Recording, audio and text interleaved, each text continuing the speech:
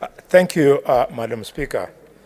Madam Speaker, in fact, it was just for that reason that you had points of order shoot up, because it is our tradition in Parliament that we allow a few minutes of people to say pole. I take this opportunity, Madam Speaker, to tell the people of Kakamega County, the people of the Wanga community, and the people of Holera village in Mumiasi in Matungu, my deepest heartfelt condolences for the loss of Mheshimiwa. I remember how Mheshimiwa came into this house. It was in keeping with her fighting spirit. She had been shortchanged in making the list for affirmative action for people living with disabilities. And I remember we started with Senator Harold Kipchumba, but she fought in court and she won and she joined us, and we worked here together successfully for 5 years. When I heard about her passing on yesterday, I was touched, and I want to thank the Speaker for allowing us to celebrate her life. Pole for the children, the husband, and the family. May the Lord rest her soul in eternal peace. We will also allow a few more senators, maybe 2 from each side, and I want to also allow Senator Sifuna, being the Secretary General of the ODM party, to offer his condolence. Thank you very much, Madam Speaker. Let me join the House and indeed the Senator of Kakamega to pass my condolences to the family and friends of the Honorable Godiva Omondi. As you have rightly put it, Madam Speaker, Honorable Godiva Omondi was nominated to this House by the Orange Democratic Movement Party. And Madam Speaker, it gave her the platform to demonstrate her leadership skills. Many were surprised that after the nomination to the Senate, she actually chose to go and contest a seat as an MCA in the County Assembly of Kakamega, which she won in Holera Ward. Madam Speaker, for those who do not know, the people of Matungu constituency are all my in-laws. That is where my wife comes from. Madam Speaker, during the by-election in 2021, after the death of the then Member of Parliament for Matungu, I spent a lot of time in Matungu constituency campaigning for our candidate then.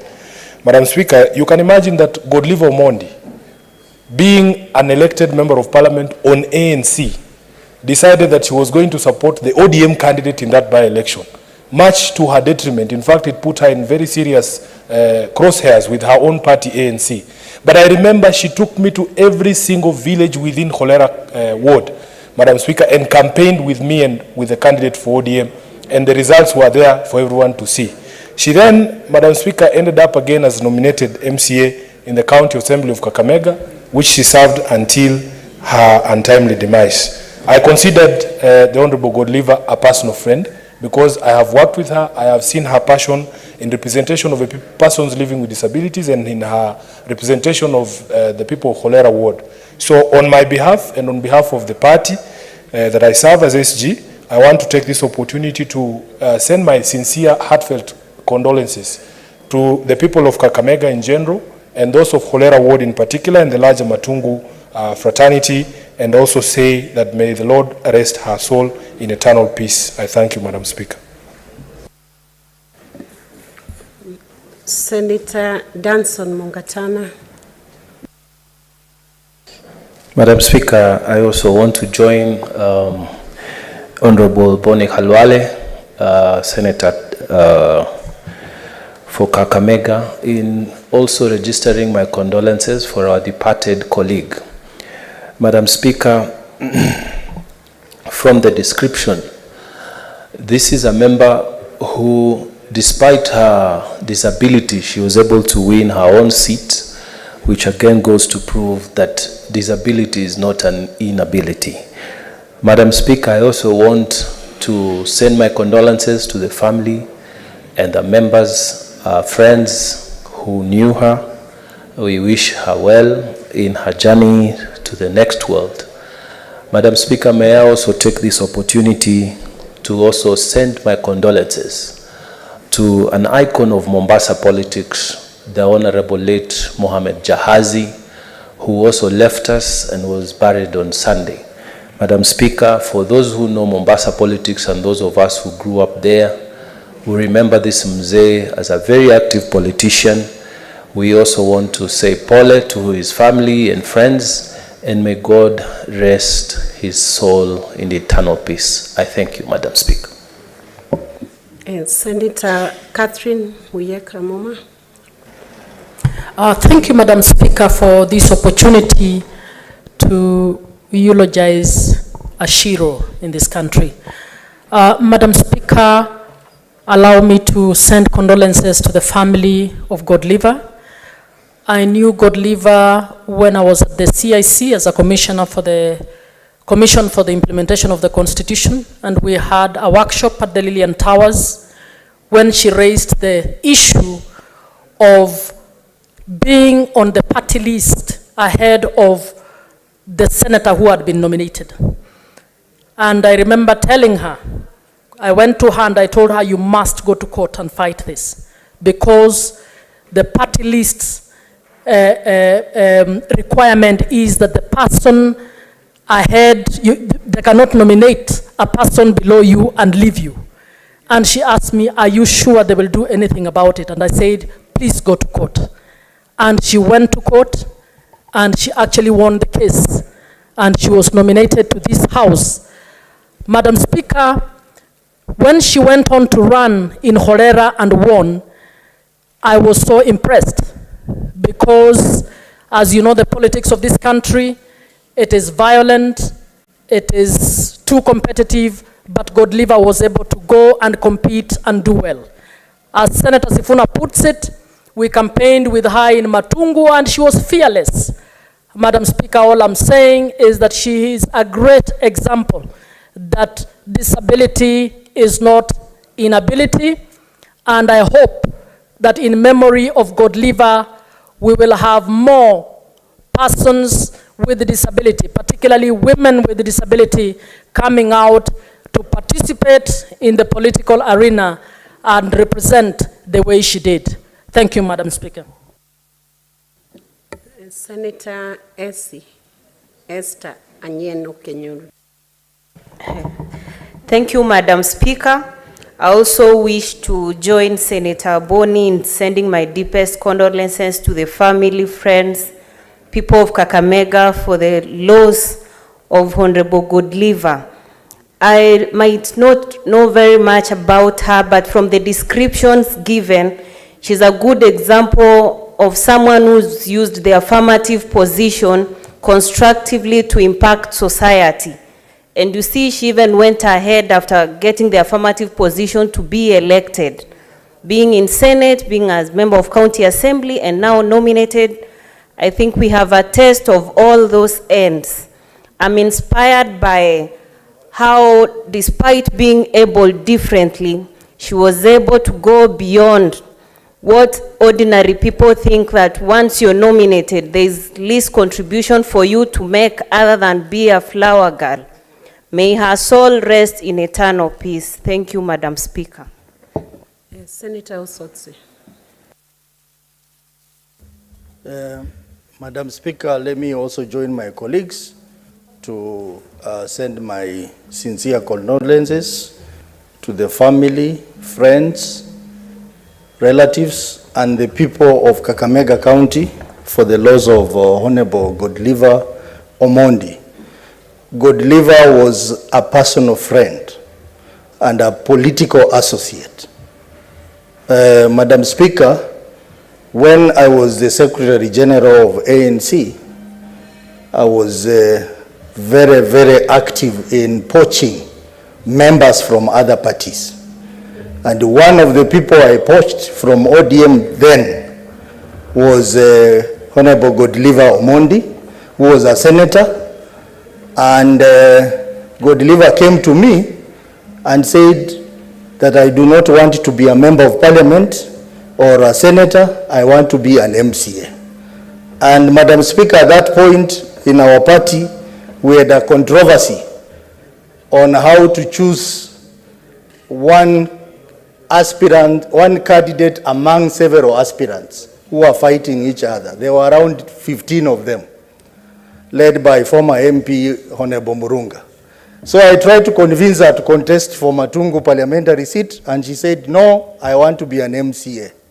And many people never understood why she wanted to be an MCA. But Madam Speaker, I want to confess that she made a huge contribution in the County Assembly of Kakamega. She put in more energy, put in more tranquility, and Kakamega County Assembly was one of the mature assemblies in this country, courtesy of the contribution of Godiva Omondi. So I have lost a friend, a political associate, and even when I was facing tribulations as a nominated member of parliament in ANC, Godiva Omondi was one of the people who stood with me strongly and openly, despite her disability, to say that we need democracy in this party. When we were not offered that democracy, we all left and joined ODM openly in daytime. And we went to campaign for an ODM candidate in Matungu with Godiva Omondi, even though we were members of ANC. So I have lost a political friend and associate, and I want to join the family to say that we will stand together at this very difficult moment that we have lost our good friend Godiva Omondi. May the Lord rest her soul in eternal peace. Senator Wakoli Wafula, and then we'll wind that session with Senator Asige. Asante Mheshimiwa Spika kunipa nafasi hii kuwapa pole familia, watu wa Kolera Ward, watu wa eneo bunge la Matungu kwa kumpoteza mheshimiwa shupavu. Mheshimiwa Spika, nimewahi kukaa katika vikao mbalimbali na mheshimiwa marehemu ambaye licha ya ulemavu wake wa kimaumbile alikuwa mkamilifu wa fikra na mweupe wa moyo, na yale yote aliyoweza kufanya katika eneo lake la wakilishi. Mheshimiwa Spika, mashinani walimwenzi, walimpenda, na kukata kwake kamba Mheshimiwa Spika ni pigo kwa demokrasia na uwakilishi wa wanawake katika uongozi wa nchi hii.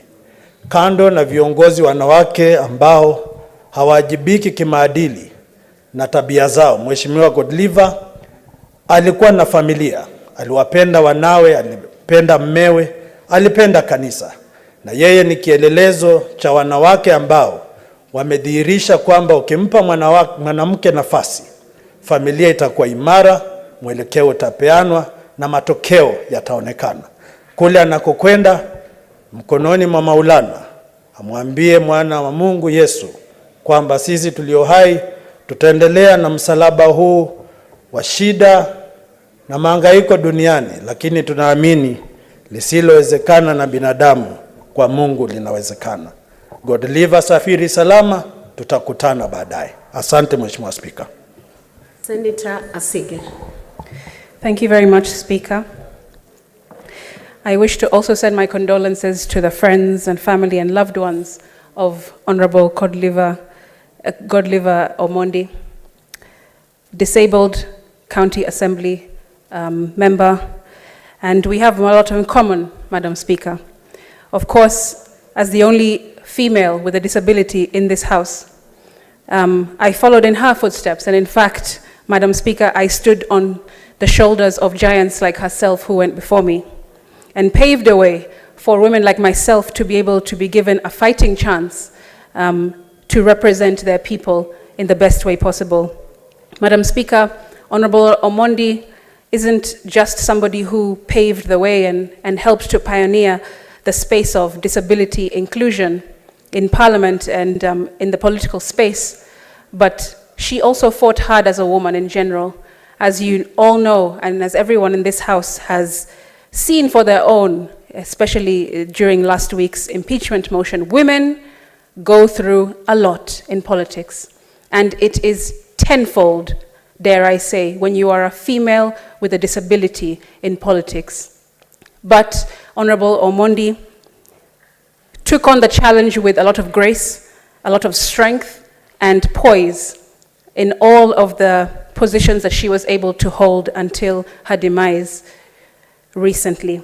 And I just want to appreciate her, even in her memory, though we were not able to speak all of these good things that we're saying here when she was alive. As people say, give flowers to people while they're still here. But nevertheless, Speaker, we wish to really condole with the family and the friends, and pray that she does continue to rest in peace, and actually to rest in power, I would say, because she has left a lot of power in the spaces that she has traversed, in the spaces that she's been able to create more inclusion and diversity, and a space that she has been able to have people with disabilities seen, people with disabilities heard and understood, just by way of her being in the position that she was in, and to fight to stay in that space until this moment, until we lost her. Madam Speaker, I also just want to reiterate how important it is to be more inclusive of especially women with disabilities in the political space. In the last election, there were about 3,000 candidates, and out of 6,000 candidates, and out of those, only 6 with people with disabilities managed to get into seats that they vied for. That is a very low number, and that needs to be improved. And I hope that the spirit that she leaves behind as a woman with a disability fighting in this space, we in this House and in the National Assembly will honor her spirit and continue the work that she so diligently did for all the time that she served all of us as Kenyans. I thank you. Honorable Senators, I note there are many requests, but allow me to only allow Senator Matzayo, as a minority leader, to give her his condolence in 1 minute. Then we close out. Asante, Speaker, kwa kunipa nafasi hii na mimi niweze kupeana ombolezi langu. Bwana Speaker, Madam Speaker, kitu cha kwanza ni kwamba nataka kutoa pole sana kwa familia ya Godiva Omondi, seneta aliyekuwa katika lile bunge letu la kwanza la Senate hapa ndani, na niliyekuwa anafanya naye kazi karibu sana kama rafiki. Senator Godiva alikuwa mtu mkakamavu sana, alikuwa mchangamfu, na hali yake ya afya ilikuwa sawa kabisa, na alikuwa akichangia sana mambo ya kina mama. Kwa hiyo yeye, mimi ninavyomuelewa Godiva, hakuwekwa katika lile bunge letu la pili, lakini lile la kwanza alikuwa mkangamavu sana, na mambo ya mama alikuwa anaweza kuyaweka mbele sana, na hususan zaidi ilikuwa ya watu walemavu kama alivyokuwa yeye mwenyewe. Mwenyezi Mungu amechukua roho yake, kiumbe chake amekwenda nacho mwenyewe. Alimleta hapa akiwa na sababu, na amemchukua akiwa na sababu. Sote sisi ni kuweza kukubali aliopitisha Mwenyezi Mungu. Kitu tunafanya ni kuwaombea wale waliobaki nyuma, familia yake, marafiki zake, wawe na moyo wa kuwa na faraja, ili waweze kupita mtihani huu kwa hivi sasa. Sisi letu tuliobaki hapa katika bunge letu la Senate, kama sisi watu ambao tunamfahamu, ni kumuomba Mwenyezi Mungu ailaze roho ya marehemu mahali pema walipolala wema. Asante, Speaker. May her rich legacy live on. May her soul rest in peace. Clerk, let's have the next order.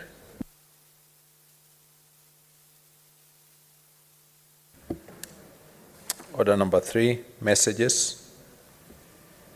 Order number 4, petitions.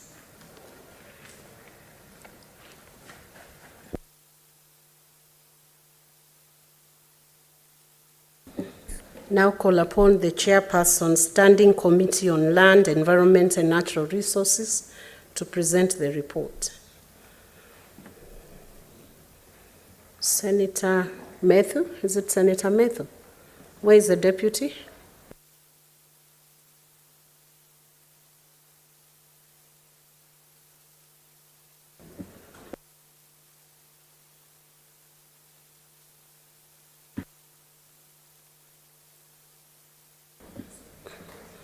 Are you? Chairperson, Standing Committee on Labor and Social Welfare, to come forward and present their report.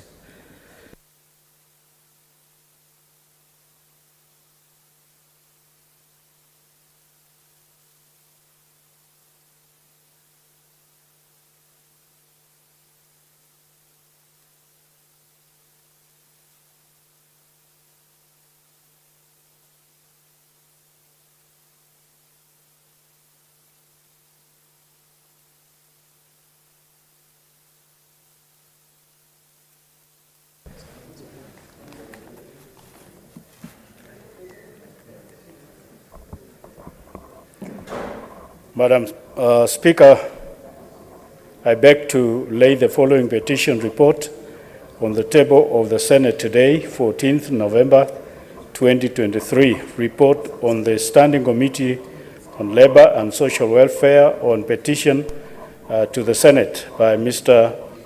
Elijah Mudhungi on behalf of Supply Chain Management, assistance concerning discrimination against other health workers in the Ministry of Health. So I lay. Next order.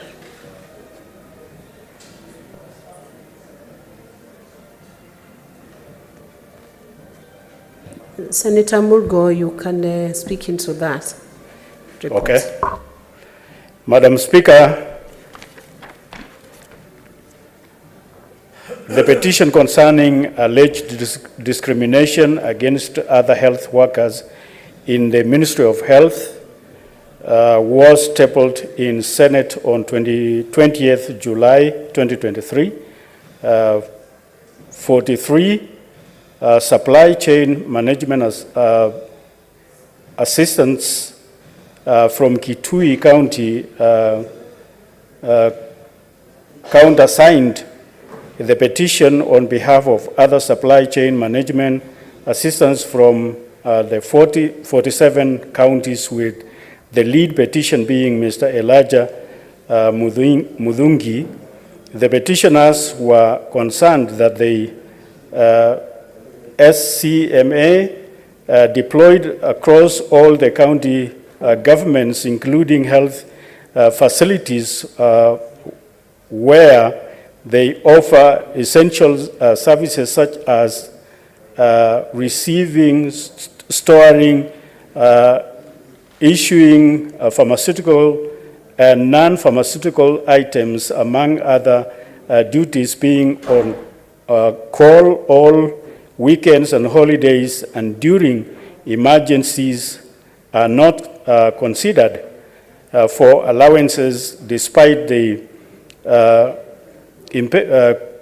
compendium of remuneration and benefits for the public service of December 2022, requiring that all health workers receive health service allowances and extraneous allowances. The petitioners then prayed to the Senate to address the grievances and ensure that the SCMAs deployed in health facilities in the country, counties benefit from health services allowances and extraneous allowances, and no health worker is discriminated upon. The petitioners also wanted the Senate to compel the Ministry of Health to develop policy guidelines geared towards recognition of SCMAs attached to the health departments across the country. Madam Speaker, the committee made the following observations during the interventions with the petitioners and other stakeholders, who include the Ministry of Health and the Council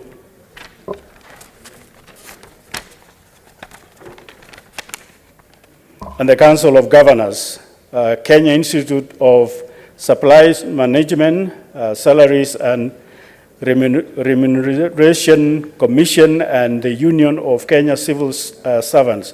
The petitioners, the petitioners use the term Ministry of Health to mean the county departments of health since they are employees of the county governments.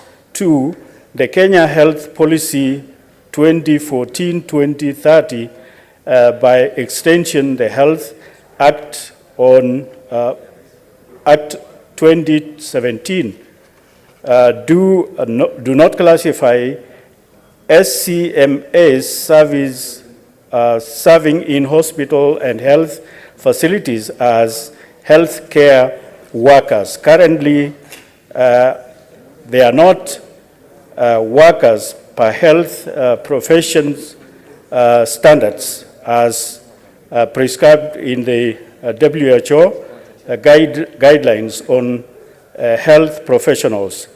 3, SCMA offered essential services during COVID-19 pandemic as suppliers, practitioners, alongside other health professionals like doctors, nurses, among others. But SCMA did not receive any extraneous allowances. For supply chain management assistants do not receive allowances from the Ministry of Health or the county governments like other health workers, hospital, healthcare facilities, as they do not consider health workers, they are not considered as health workers. And like drivers and among attendants and other support staff, SCMAs and other offers performing administrative duties like clerks, accountants, financial officials, and human resource, and not entitled to any extraneous allowances. The committee made the following recommendations in response to the petitioners and prayers. The county government may consider, according to allowances to SCMS alongside other county government employees. The Ministry of Health should operationalize the Kenya Health Services Intergovernmental Consultative Forum, Kenya Health Human Resource Advisory Council, and the Kenya Health Professional Oversight Authority established the Health Act 2027 with immediate effect and submit a report to the House within 3 months upon tabling of this report. And 3, the Ministry of Health convey governments and SRC should streamline allowances of all workers in the health sector. Madam Speaker, pursuant to the Standing Order 238, I table this report on the petition concerning alleged discrimination against other health workers or Supply Chain Management Association. Thank you. Thank you, Senator. Senator Wahome, can you step in for the chairperson, Standing Committee on the Land, Environment and Natural Resources, and present the report?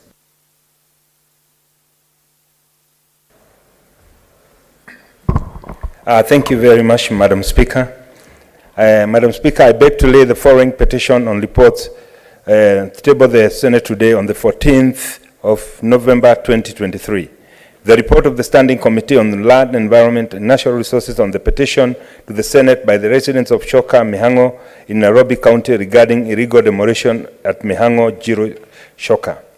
2, the report on the Standing Committee on Land, Environment and Natural Resources on a petition to the Senate by 3 petitioners from the Lungari East African Tanning Extract Company on behalf of the residents of Mautuma settlement scheme concerning the degazettement of 1577.86 hectares of Rugari Talbo Forest in Kakamega County. 3, the report on the Standing Committee on Land, Environment and Natural Resources on a petition to the Senate by Mr. Charles Waikoa on behalf of the residents of Laikipia West constituency regarding the degazettement of the land reference of number 12493 situated west of Rumuruti Township in Laikipia. Madam Speaker, the Senate Standing Committee on Land, Environment and Natural Resources at its sitting held on the 28th of October 2023 adopted the following 3 committee reports as follows. A report of the Standing Committee on Land, Environment and Natural Resources on the petition concerning delayed gazettement of land L12493 located in West Rumuruti Township, Laikipia County. Madam Speaker, the members of the committee sifted through the issues raised by the petitioners and analyzed the issues to be determined from the prayers of the petitioners. Prayer 1. On the prayer to direct the Chief Conservator of Forests to degazette parcel of land LL number 12493 situated west of Rumuruti Township in Laikipia County, the committee observed that 1. The process of alteration of the forest boundary degazettement is described in details in Section 34 of the Forest Conservation and Management Act of 2016, which provides that a petitioner or any person may petition Parliament to institute the process that leads to degazettement. Therefore, the committee notes that there is need for the Ministry to take responsibility and ensure that the relevant process towards ensuring a solution to the current impasse commences. 2.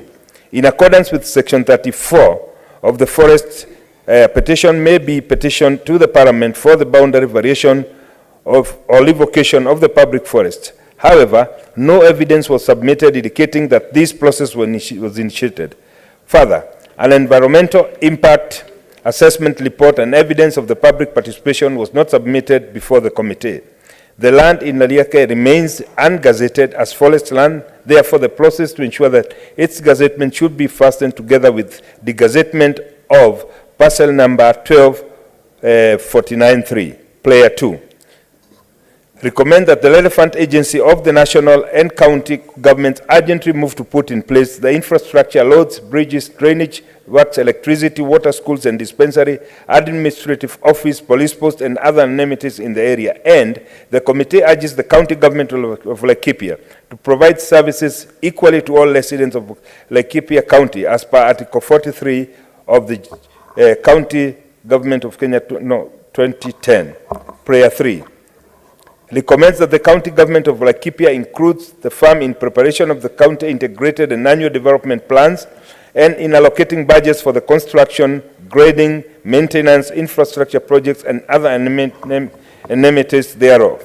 The committee observes that similarly, as it is the second player, the committee observes that the county government should ensure that services are offered and all budgets and plans are aligned to cater for the persons residing in the said land parcel.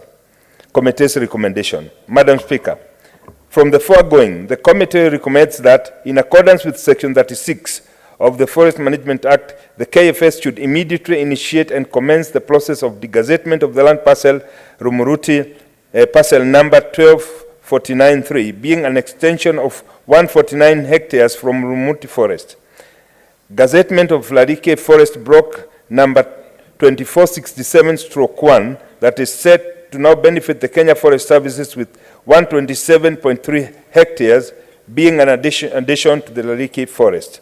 The county government of Laikipia should embark on ensuring that services are offered to the residents residing in this parcel as Article 43 of the County Government of Kenya indicates, including aligning the county integrated and annual development plans to ensure the area is also developed.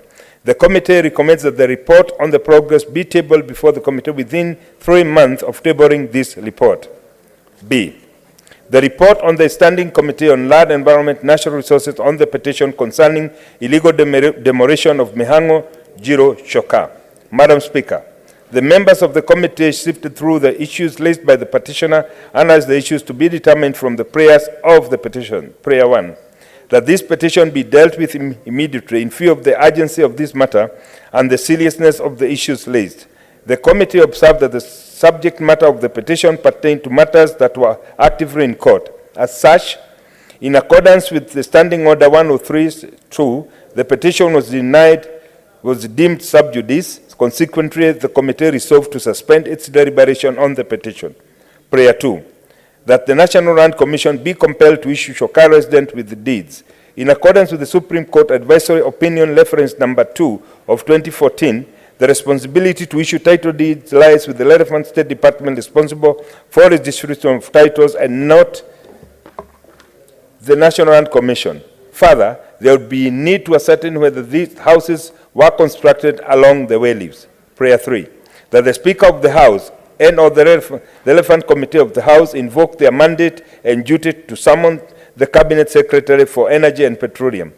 By letter reference, as stated, dated 16th August 2023, the committee invited the Cabinet Secretary and Minister of Energy and Petroleum to a physical meeting with the committee to respond to matters raised in the petition. The committee's recommendation. Madam Speaker, from the foregoing, the committee recommends that in view of the fact the issue of the petition is made before a court of law, the matter is considered sub judice pursuant to Senate Standing Orders 103 subsection 2, and as such, the consideration of the petition is deferred pending the determination of the court. Report of the Standing Committee on Land, Environment and Natural Resources on the petition concerning delayed gazettement of 1577.86 of land in Lungari, Talbo. Madam Speaker, the members of the committee sifted through the issues raised by the petitioner and analyzed the issues. It will be determined from the prayers of the petitioners. Prayer 1, that this petition be dealt with immediately in view of the urgency of this matter and the seriousness of the issues raised. The committee acknowledges the gravity and the urgency of the issues raised in the petition. It is particularly observed that process of degazetting Lugari Talbo forest land had been initiated but was not seen through into completion, further exhibiting the uncertainties faced by the residents. The immediate attention and resolution of this matter, therefore, is paramount, both in the best interest of justice and the welfare of the affected residents. Prayer 2, that the Speaker of the House invoke his mandate and duty to call for the recommendation of the Ministry of Environment, Natural Resources through the Kenya Forest Service to enable resolution by the Parliament of the disgazettement of the 77.86 hectares of Lugari constituency, Kakamega County. The committee recognizes the commitment to play a leading role in addressing the ongoing issues, particularly in the undertaking to facilitate the formation and activities of the multi-stakeholder team. The establishment and facilitation of the multi-stakeholder team as proposed by the ministry should serve as a critical step in ensuring the rights and the interests of the petitioners are realized. While the approval of the degazettement had been previously recommended, the committee urges immediate action from the ministry in accordance with the provisions of Section 34 of the Forest Conservation and Management Act. Prayer 3, that the Speaker of the House and all relevant committee of the House invoke their mandate and duty to summon the Cabinet Secretary for Environment and Natural Resources to explain the reasons for the delay. By the letter reference Senate to the Minister, dated 23rd June 2023 and 4th July respectively, the Ministry of Environment was requested for rescheduling of the meeting and via the letter to the Senate, dated 25th July 2023. The Cabinet Secretary was represented by the Principal Secretary, Mr. Gitonga Mugambi, who appeared before the committee on Thursday, 3rd August 2023, with apologies from the Cabinet Secretary. The committee admitted written responses to this particular matter. The committee acknowledges that while a certain step towards the degazettement, such as the processing of the AI report and public participation was initiated, the complete due process as required by the Act 2016 Act was not completed. These have subsequently caused delays in the issuance of titles, leaving the residents of the settlement scheme in a state of vulnerability. In light of this, the committee underscores the importance of upholding the economic and social rights of these residents as enshrined in Article 43 of the Constitution. It is the utmost importance that relevant government agencies address and rectify these gaps promptly to ensure the residents' rights are safeguarded while awaiting the resolution of the petition. Committee's recommendation. Madam Speaker, from the foregoing, the committee recommends that the proposed degazettement of 15... Madam Speaker. Senator Wamatinga. So, sorry. Let me apologize. I will let you get away with that. I had not the time I was walking in, your eyes were fixed to the...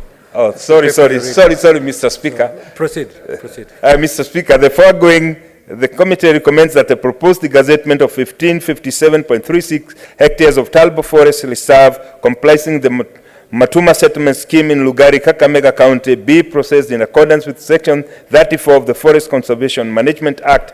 Noting that the process had been initiated, the committee further recommends that the Ministry of Environment, Climate Change and Forestry fast-track this process and reports progress within 3 months following the adoption of this report. Mr. Speaker, I beg to table. Next order, Clerk. Order number 5, papers. The Majority Leader.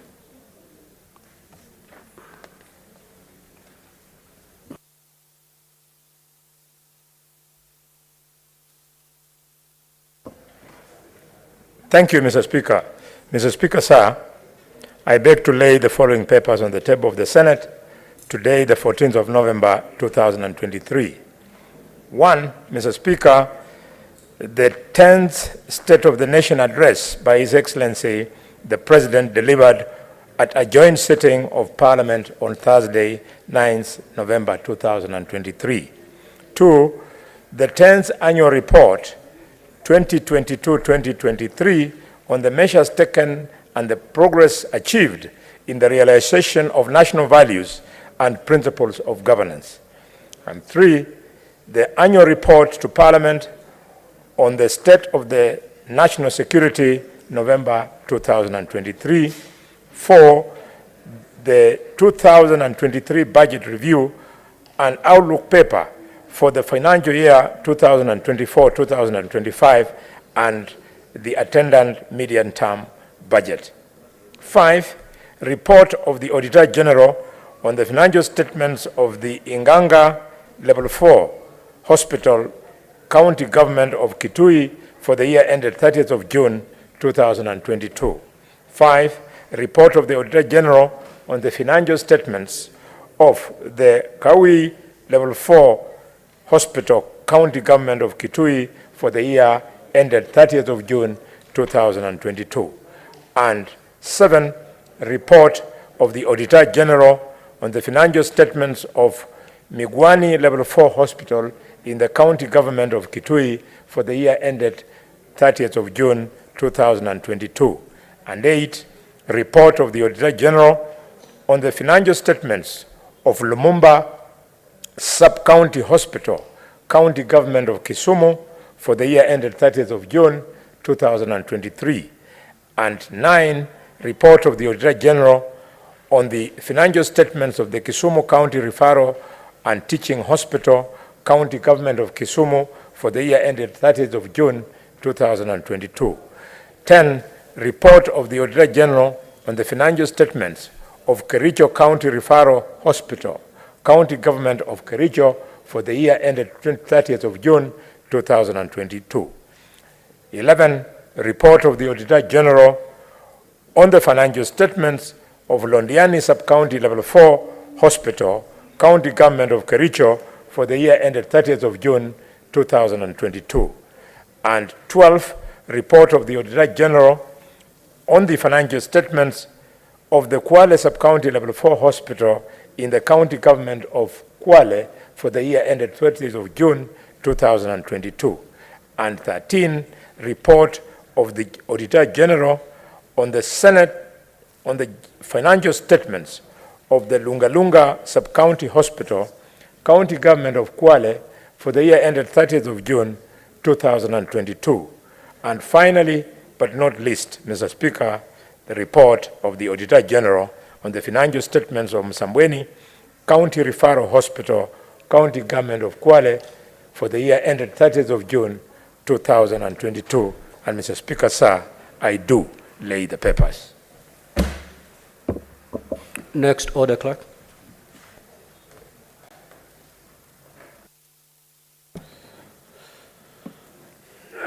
Order number 6, notices of motion.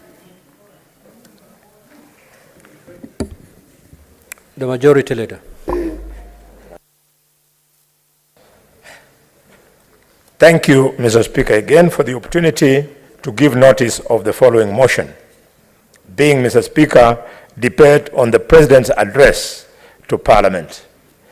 Mr. Speaker, that pursuant to Standing Order number 25-1, the thanks of the Senate be recorded on the exposition of public policy contained in the address of His Excellency, the President, delivered on the 9th of November 2023, and further, that the Senate notes the following reports submitted by His Excellency, the President, in fulfillment of Article 132(1)(c) and 247 of the Constitution, which were laid on the table of the Senate, which are being laid on the table of this Senate today on Tuesday, 14th November 2023. These are, 1, the 10th State of the Nation address by His Excellency the President, delivered at a joint sitting of Parliament on Thursday, the 9th November 2023, to the 10th Annual Report 2022-2023 on the measures taken and progress achieved in realization of the national values and principles of governance. And finally, Mr. Speaker, sir, the annual report to Parliament on the state of the national security, November 2023. I thank you. Next order.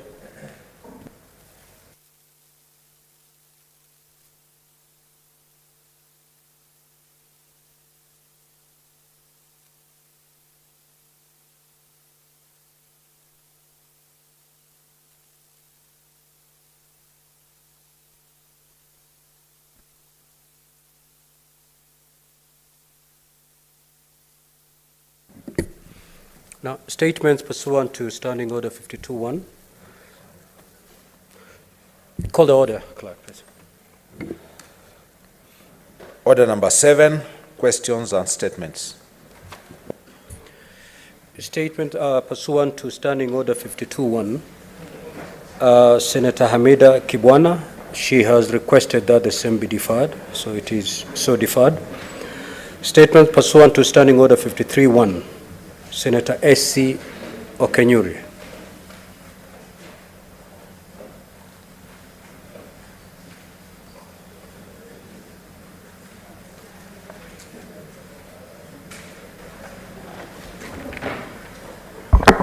Thank you, Mr. Speaker.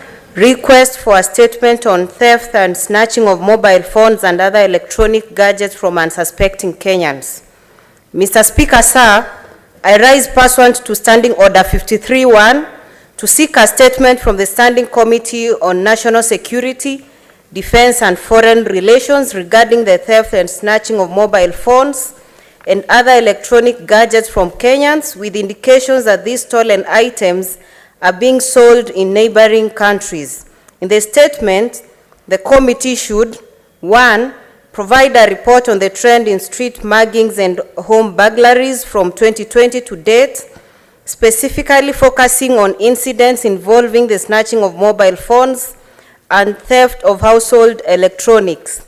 2, state reasons for the increase in number of street muggings and violent robberies involving the theft of electronic gadgets, highlighting the hotspots within the 4 cities in the country, as well as the monthly incident rates and the recovery rates of stolen items.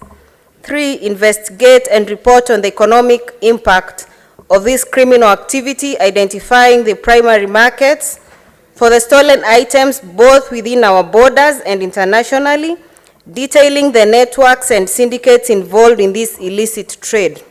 4, state any measures in place to deter these crimes and evaluate their effectiveness, making recommendation on modern tactics and legal or policy interventions to dismantle the criminal syndicates, and finally, appraise the Senate on actions and strategies being employed by the security forces to protect Kenyans from such criminal activities and ensure the safety and security of both the citizenry and their goods. Senator Esther Anyeni, MP. Senator Faki. Asante Mheshimiwa Spika kwa kunipa fursa hii. Nimesimama kwa mujibu wa kanuni ya kudumu ya 53(1) kuomba taarifa kutoka kwa kamati ya kudumu ya fedha na bajeti kuhusu shirika la Kenya National Assurance ambalo liko katika hali ya upokeaji. Mheshimiwa Spika, katika taarifa hiyo kamati yaangazia yafuatayo: yaarifu Seneti kuhusu hali halisi ya upokeaji huo ilipofikia wakati huu katika shirika hilo, ikieleza iwapo kumekuwa na maendeleo katika hali yao ya kifedha na shughuli zao kwa jumla. Pili, ieleze kwa nini maskota wanaoishi katika ardhi iliyoko Mombasa kwa Bulo, kaunti ndogo ya Nyali na ilimilikiwa na shirika hilo, wameshindwa kuuziwa ardhi hiyo, ilhali mwekezaji mmoja wa kibinafsi anayedai kulipa 20% ya bei hiyo ya ununuzi alishindwa kununua ardhi hiyo. Asante Mheshimiwa Spika. Senator Eddie Okech.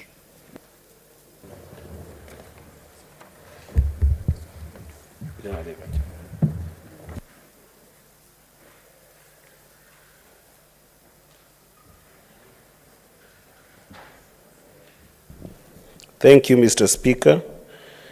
Mr. Speaker, sir, I rise pursuant to Standing Order number 53(1) to seek a statement from the Standing Committee on National Security, Defense and Foreign Relations regarding the Kenya Defense Forces KDF recruitment of General Service Officers, GSO, cadets, that is regular and graduate degree holders, specialist officers, general duty recruits, tradesmen and women, and Defense Forces constables in 2022 and 2023. In the statement, Mr. Speaker, the committee should table a comprehensive report on the recruitment exercises conducted by the KDF in 2022 and 2023, indicating the respective dates and venues. Mr. Speaker, in the statement, the committee should also explain any disparity between the vacancies open as a time of the respective recruitment exercises vis-a-vis the actual number of candidates enlisted. And Mr. Speaker, in the statement, the committee should provide per county and per ethnicity breakdowns of the candidates enlisted from the recruitment exercises. And lastly, Mr. Speaker, in the statement, the committee should outline measures put in place to ensure that the national values of inclusivity and diversity, as enshrined in the Constitution, are upheld by the KDF in the recruitment process. I thank you, Mr. Speaker. Senator Wafula. Thank you, Mr. Speaker. I rise pursuant to Standing Order 53(1) to seek a statement from the Standing Committee on Labor and Social Welfare concerning the delayed payment to over 700 enumerators / agropreneurs who are engaged in the exercise of data collection and registration of farmers in Bungoma County. In the statement, the committee should: 1, state the person's identity responsible for enumerating the agripreneur who are engaged as enumerators in the data collection and registration exercise for farmers in Bungoma County between 19th, 2023 and October 13th, 2023. Number 2, provide a breakdown of the payment rates per enumerator for services rendered, including any additional allowance they were entitled to during the period of engagement.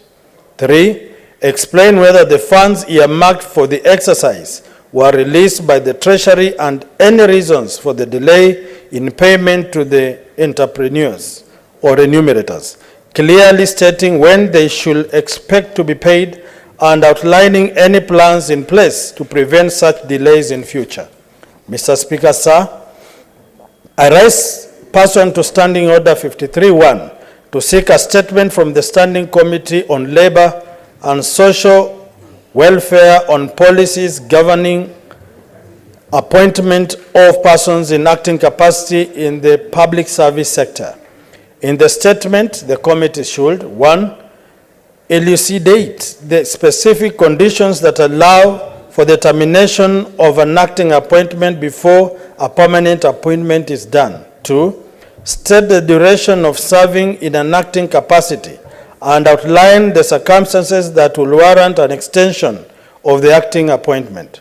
3, spell out the guidelines in place for public servants in acting roles, highlighting both acceptable practices and potential violations that may result in disciplinary actions. 4, investigate and provide a comprehensive report on the issue at the National Health Insurance Fund, where an officer who served as the acting head of the Supply Chain Department from December 2022 to June 2023 was removed from the position despite a court's conservatory order suspending the withdrawal of his appointment. And 3, recommend measures to be put in place by government institutions to prevent legal disputes between civil servants and the government concerning acting appointments. Thank you, Mr. Speaker, sir. Senator Gloria Roba. That statement is dropped. Senator Maruma.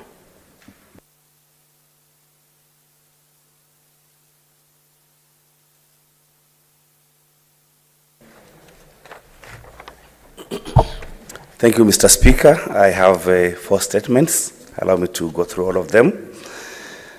The first one, Mr. Speaker, is on the implementation of the presidential directive on lowering the entry requirements for diploma teacher training programs. Mr. Speaker, sir, I rise pursuant to Standing Order 53-1 to request a statement from the Standing Committee on Education on the implementation of the presidential directive on lowering of entry requirements to diploma teacher training colleges.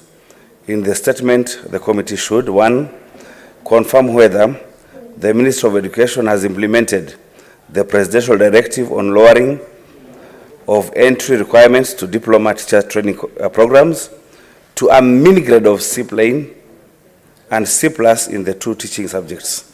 2, confirm whether the ministry is aware that colleges are unable to implement the presidential directive owing to the absence of a circular to enforce the presidential directive. 3, indicate whether the circular will be issued and subsequently communicated to colleges. And 4, provide a list of colleges that will now offer diploma courses in secondary education while indicating their areas of specialization for both arts and science subjects following this directive. Statement number 2 is on pending bills in Taita Taveta County.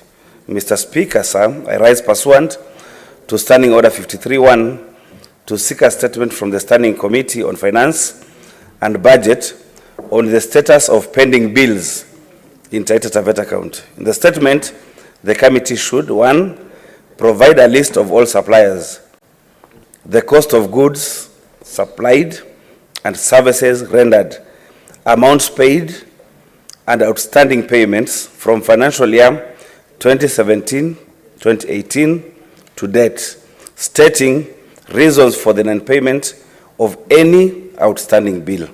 2, outline the county government's plan to settle the pending bills while indicating the proposed budgetary allocation per financial year for the pending bills. 3, confirm whether the presidential directive in 2019 on settlement of pending bills was implemented by the county government, while presenting a record of the suppliers, amounts already disbursed and the amounts outstanding. And 4, explain how the 420, I think it should be 424,110,000 released to the county government via the Treasury Circular dated 11th December 2019, designated for pending bill payment settlements, was utilized, providing a comprehensive list of suppliers, the respective amounts paid, and the validated bill settlement plan that prompted the release of these funds. Mr. Speaker, the third statement is on the completion status of Voi Girls School in Taita Taveta County. Mr. Speaker, sir, I rise pursuant to Standing Order 53-1 to seek a statement from the Standing Committee on Education concerning the status of completion of the construction of Voi Girls School in Voi Sub-County of Taita Taveta County. In the statement, the committee should, 1, disclose the funds allocated to the county by the Kenya Railway Corporation for the relocation of Voi Girls School to pave way for the construction of the standard gauge railway SGR, detailing any financial transactions and agreements made in the process. 2, provide the bill of quantities for the project, clearly stating the projected costs of each aspect of the construction and any other related expenses. 3, state the project completion rate and the amount of money paid to date, including a breakdown of payments made and the respective stages of the project they covered since the project initiation. And 4, explain whether there is any pending payment, stating reasons for the delay in making such payment, and detail any outstanding construction and landscaping works along with the expected duration of time required for the project completion. The last one, Mr. Speaker, is on the disregard of the conditions of allotment of Msambweni community land to Batashu Company Limited. Mr. Speaker, sir, I rise pursuant to Standing Order 53-1 to seek a statement from the Standing Committee on Land, Environment and Natural Resources regarding the disregard of the conditions of allotment of Msambweni community land in Voi Sub-County, Taita Taveta County to Batashu Company Limited. In the statement, the committee should, 1, explain why Batashu Company Limited did not build a factory on the Msambweni community land situated in Voi Sub-County, Taita Taveta County, which was allocated to it, but instead transferred the lease grant to Sparkle Properties Limited in contravention of the conditions of allotment. 2, provide a status update on investigations by the Directorate of Criminal Investigations into the transfer of the lease grant for the land. And 3, outline any measures put in place to ensure that residents of Msambweni who occupy the land are not evicted by Sparkle Properties Limited. I thank you, Mr. Speaker. The statement by Senator Hamida Kibwana is deferred. That is pursuant to the request by the said Senator. Senator Christo Asige.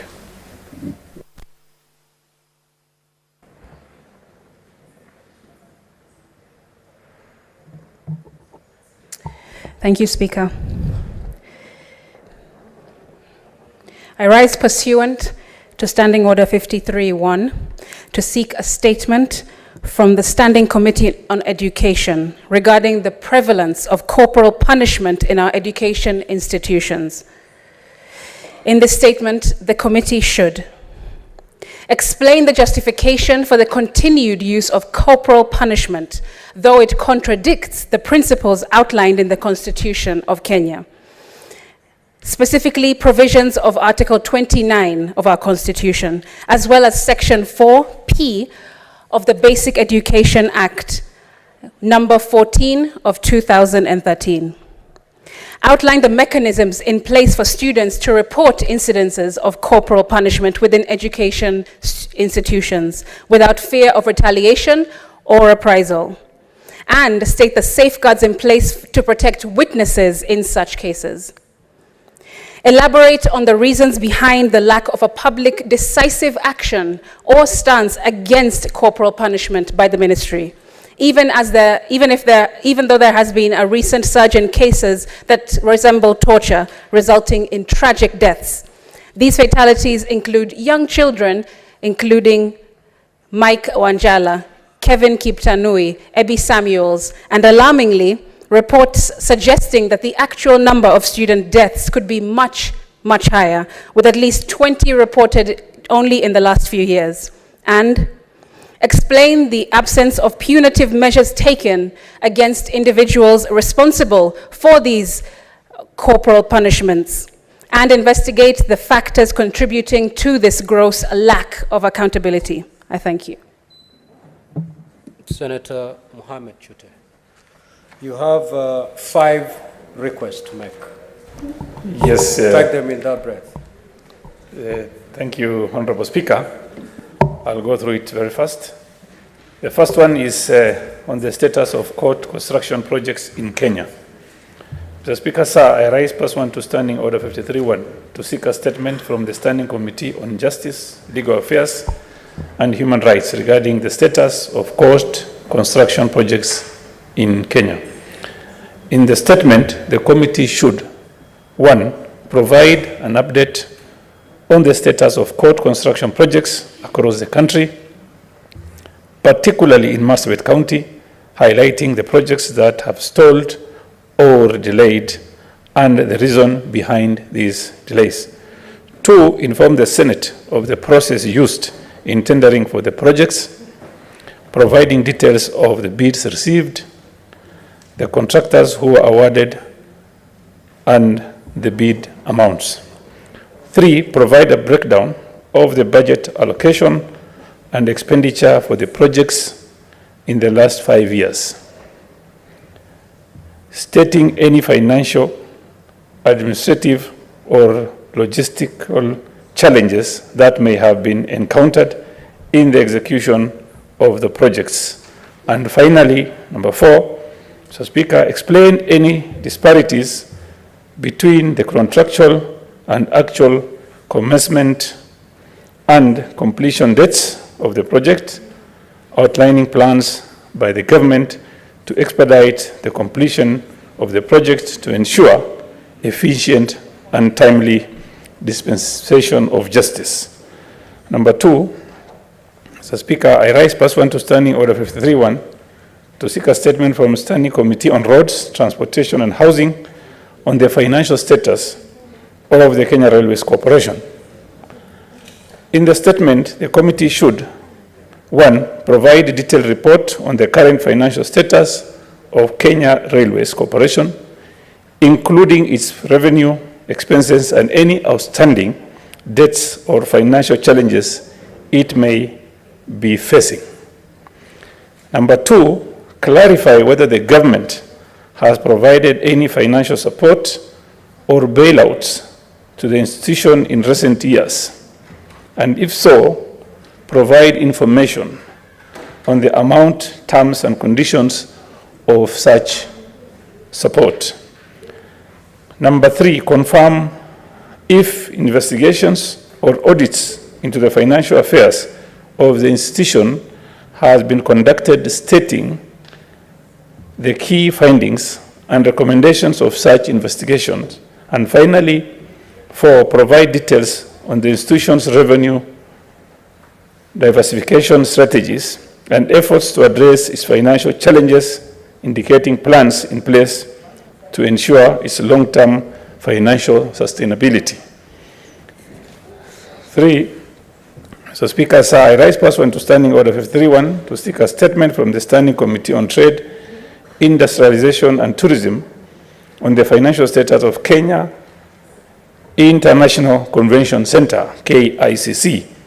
In the statement, the committee should, 1, provide a detailed report on the current financial status of Kenyatta International Convention Center, including its revenue, expenses, and any outstanding debts or financial challenges it may be facing. 2, clarify whether the government has provided any financial support or bailouts to the institution in recent years, and if so, provide information on the amount, terms, and conditions of such support. 3, confirm if investigations on audits into financial affairs of the institution has been conducted, stating the key findings and recommendations of such investigations. And finally, 4, provide details on institution's revenue diversification strategies and efforts to address its financial challenges, indicating plans in place to ensure its long-term financial sustainability. For Mr. Speaker, sir, I rise pursuant to Standing Order 53.1 to seek a statement from the Standing Committee on Trade, Industrialization and Tourism regarding the financial status of East African Portland Cement Company. In the statement, the committee should, 1, provide detailed report on the current financial status of East African Portland Cement Company, disclosing its total assets and liabilities. 2, outline the categories of assets held by EAPCC, stating their respective values. 3, specify nature of outstanding liabilities and debts of EAPCC, explaining any safeguards put in place to ensure the company can meet these obligations. And finally, explain measures put in place to ensure EAPCC's operational efficiency, to ensure it maintains a strong financial position. My final statement is, Mr. Speaker, sir, I rise pursuant to Standing Order 53.1 to seek a statement from the Standing Committee on Land, Environment and Natural Resources regarding the unauthorized occupation and encroachment of land belonging to Kenya National Trading Corporation, KNTC. In the statement, the committee should, 1, provide the total acreage of land belonging to KNTC, specifying the location and size of each parcel of land. 2, investigate the unauthorized occupation, encroachment, and land grabbing of KNTC land, particularly the parcel of land known as LR number 209/10343, situated in Loiter Street in Nairobi City County, disclosing the individuals or entities responsible and any legal action taken against them. And finally, outline any long-term strategies and policies in place to safeguard public land from illegal encroachment and land grabbing. Thank you, Honorable Speaker. Senator Gloria. Proceed.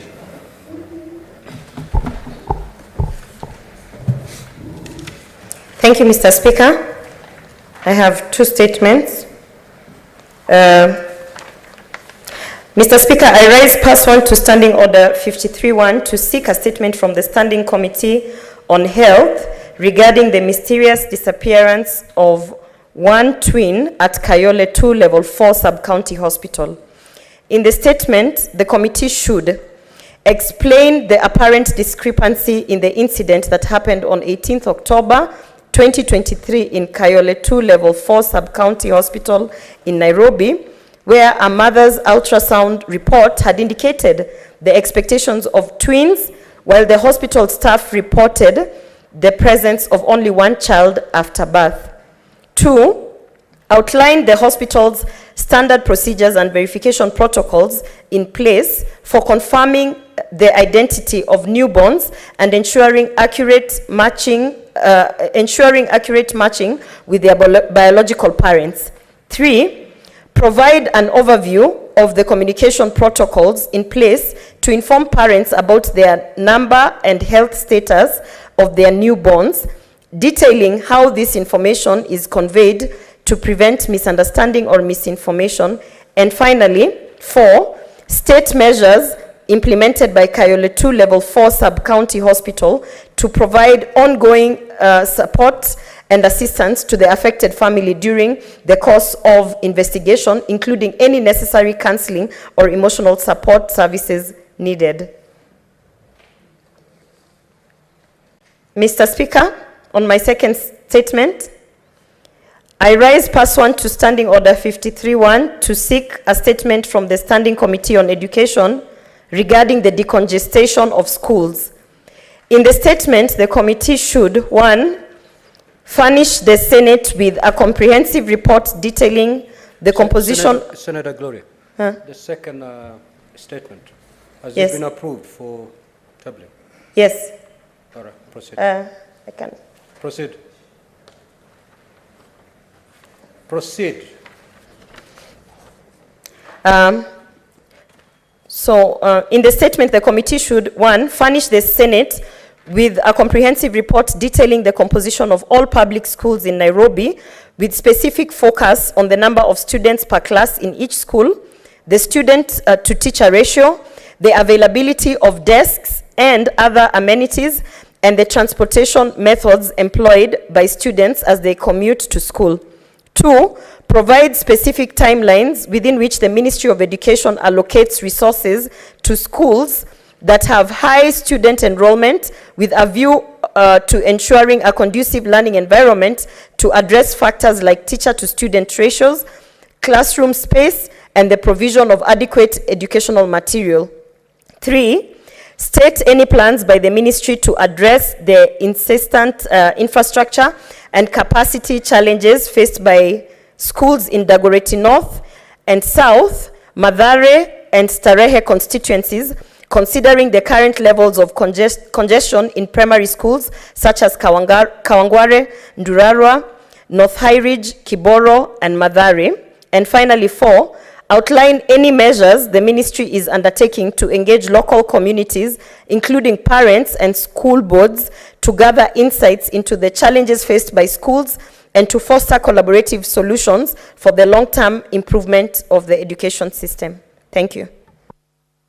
Statement pursuant to Standing Order 56-1 AA. The Chairperson, Standing Committee on Roads, Transportation and Housing.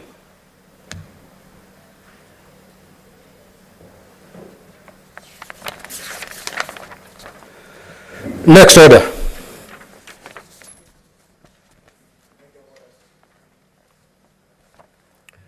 Senator Faki, you know exactly when to rise on a point of order. Next order, clerk. It's amazing. Order number 8, the County Public Finance Laws Amendment Bill, Senate Bills number 39 of 2023, first reading. A bill for an Act of Parliament to amend the County Assembly Services Act and the Public Finance Management Act and for connected purposes. Order number 9, the Meteorology Bill, Senate Bills number 45 of 2023, first reading. A bill for an Act of Parliament to provide for the establishment of the Kenya Meteorological Service Authority, regulation, coordination, monitoring, management, provision and control of meteorological services and for connected purposes. Next order. Order number 10, motion, debate on the President's address to Parliament, first day. Majority Leader.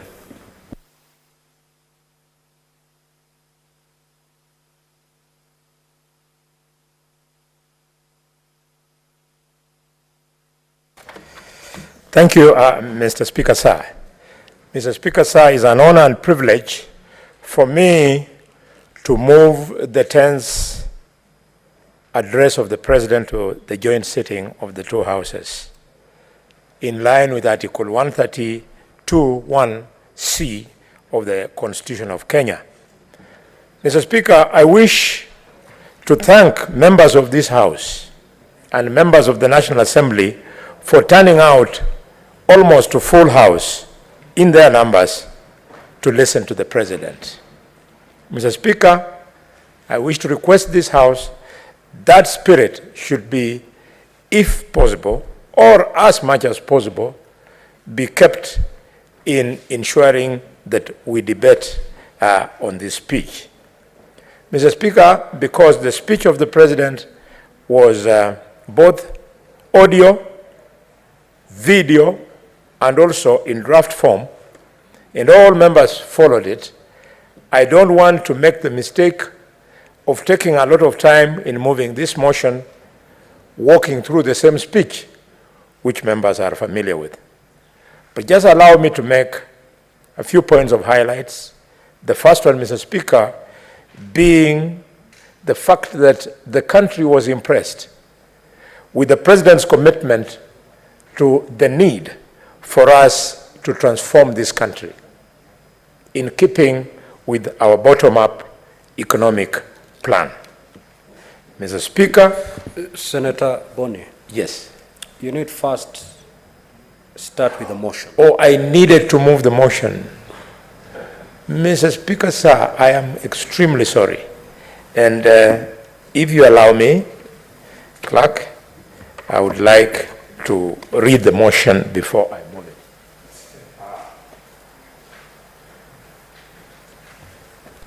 Mr. Speaker, this is the danger of being assigned a job. You are excited to finish.